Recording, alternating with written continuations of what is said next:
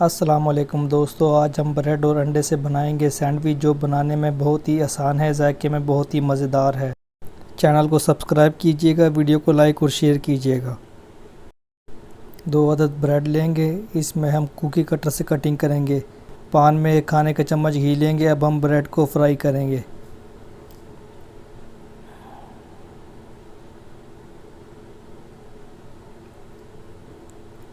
अब हम अंडा शामिल करेंगे, थोड़ा सा फ्राई करेंगे।